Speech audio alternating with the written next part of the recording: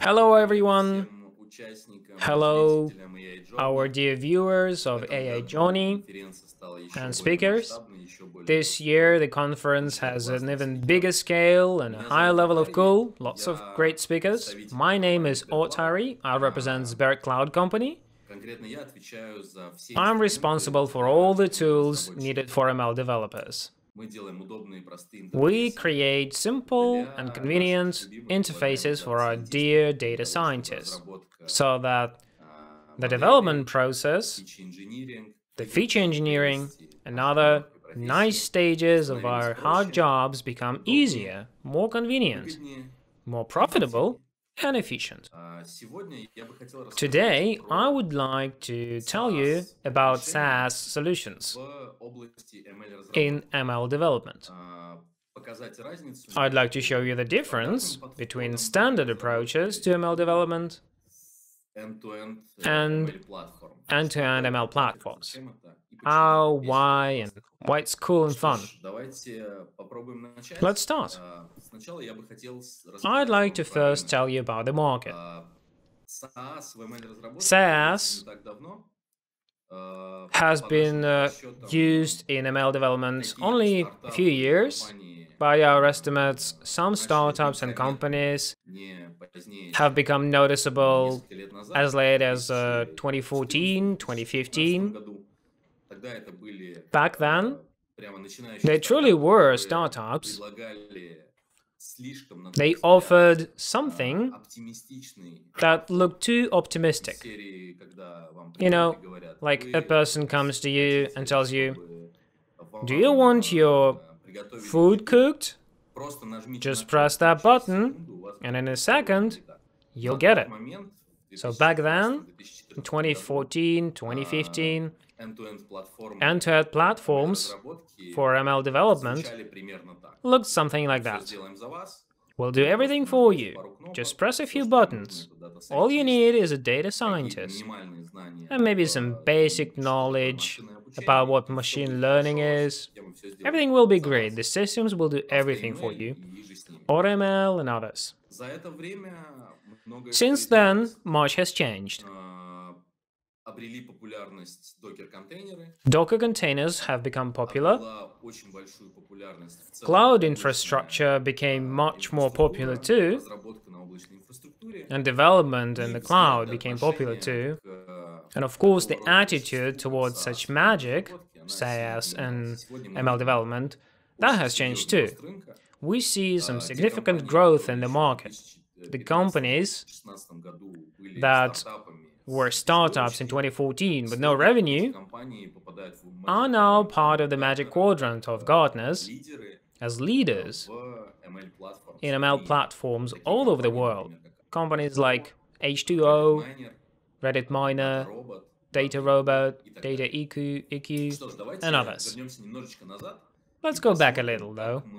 Let's see how we usually develop. How do we usually do ML? First, we find some data. Ideally, we already have a data set that we can connect to, parse data by timer or a single time, work with the data, filter it, mix it up, change it. Then feature engineering comes. We describe and develop an end model.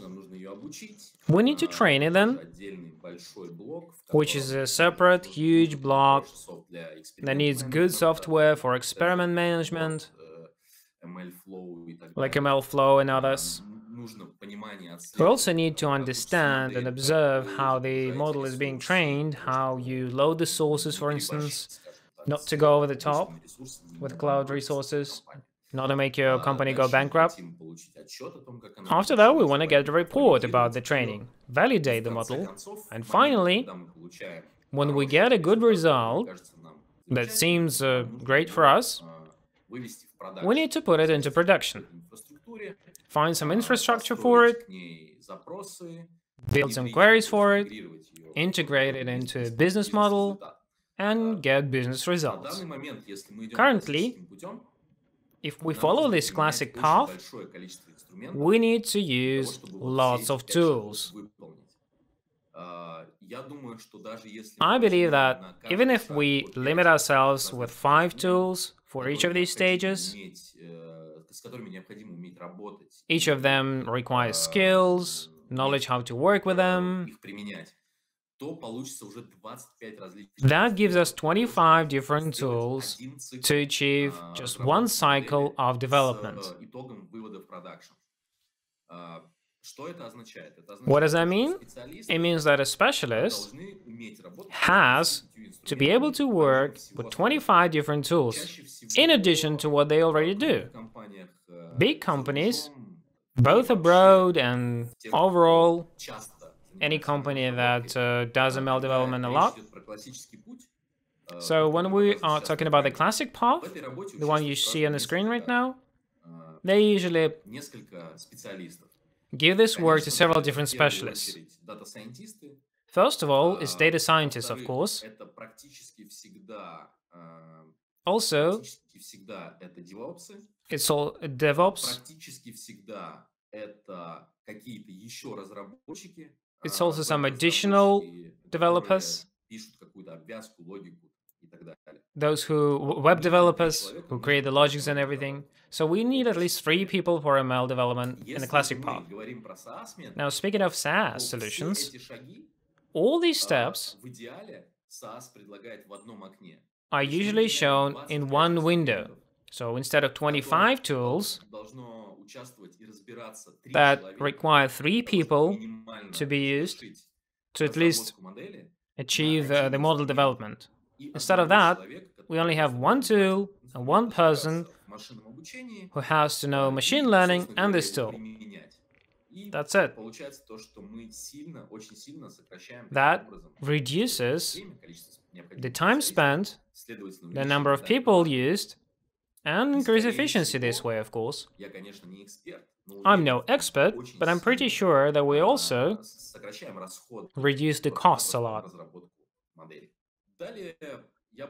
Next, I'd like to go through each of the steps separately. And I'd like to compare what the standard solutions look like right now and what SaaS solutions offer. Speaking of moments when you need to get some additional data and do something with it, like save or pause for a while. Now, to do that, you'll need to start a tool from scratch, set up parsers or whatever. You need to have some infrastructure. You'll need to build a way of parsing the files, etc. And I believe that a normal pace means that parsing data from scratch will take at least a day, only in case a person is experienced. It will still take a day. SaaS solutions do it at a push of a button. You just choose a database you need to connect to. You choose where and how often you need this data to be collected. And then the tool you're going to work with gets this data. So a day versus, say, 15 minutes. It's a lot, right? Now, speaking of feature engineering, the classic way is obvious. You just need to set up a lot, analyze the data, etc. Speaking of SaaS, they already have some pre-made tools to automate feature engineering, get a ready result, and start training the model. It reduces the time spent on development tremendously. Now, machine learning, SaaS almost always offers AutoML, of course. AutoML has now developed significantly. Almost all of them can work with any kind of sheets. Some can even work in images. But my experience and my team's experience shows that around 80% of tasks is most likely to do with spreadsheet data. Good AutoMLs can work with them. Much simpler than creating a model from scratch, right? Again, another reduction in time spent on development. SaaS solutions are really good at that. Next stage, reporting. Right now, the standard tool for validating a model looks like that. You made a model, you want to validate it, you create a report for it. This report is being analyzed, and then you think what to do with it. You usually upload this report to, I don't know, Word files or PDF. You look at it, or a stakeholder who asked for this model looks at it, or a business representative. And then you do some more sit-ups to improve it, or go along with it. SaaS offers automatic validation of the models. In this scenario, you want to achieve certain metrics. And you're validating the model only when it achieves the metrics in machine learning, or some time passes that you set up as an R&D. You say, in speech recognition for Russian language, I want to achieve an accuracy of 99%. You have validation selection, training selection, and you train the model. SaaS solutions automate the validation of the model. It will finish the training of the model either when it achieves 99% accuracy or when the deadline hits. For example, if you don't want to spend more than a week for this research. Finally, the most important stage. Now you need to integrate your model into production. You wanted this model to bring value to your business. What do? Usually you deploy it on some kind of Linux hardware, right? You connect it, you set up lots of different environments, supporting software to make your code work. So basically, you need to develop an app from scratch. Speaking of SaaS platform solutions,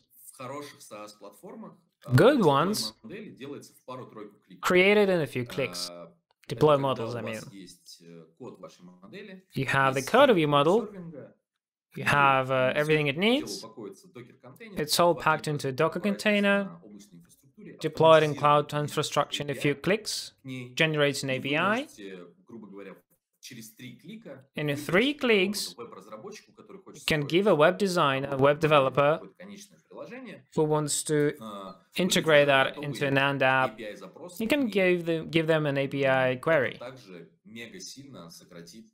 Again, another significant reduction in development time. The benefits are obvious, aren't they? Time comes first. We all know this is the main resource we have in our lives. And of course, time can be converted into money. So by saving time, you save money. Also, you can transform time into income. The earlier tech company launches breakthrough technologies, the longer it earns increased revenue, thanks to the fact that competitors don't have it. So SaaS ML platforms are a very huge boost to every company that works in machine learning, especially for those who work in different scenarios often, like ML boutiques. When there's a business comes to ML boutique and says, we have a task, we want to create a model. ML boutiques are very likely to encounter all kinds of tasks, and I believe I believe, just my personal opinion, SaaS platforms are a must for them. You just can't provide the speed of development and client service and experimental management using standard tools, where you need a new tool for each sneeze. I think it's wrong and you should use new tools. Now, what values does SaaS bring to businesses? We've managed to research that too. You can see the numbers. I don't think it requires any additional comment here. We boost the businesses thanks to SaaS. And of course, Sberbank developers and Sber company group developers are among the first, switching to more efficient SaaS methods of ML development. I invite you all to David Orlovsky's speech on the 4th of December, where he will present a new, super efficient tool for ML developers. And of course, it will be an end-to-end ML platform. Make sure you check it out. We'll be happy to see you all. Thank you so much. And now I'm ready for your questions.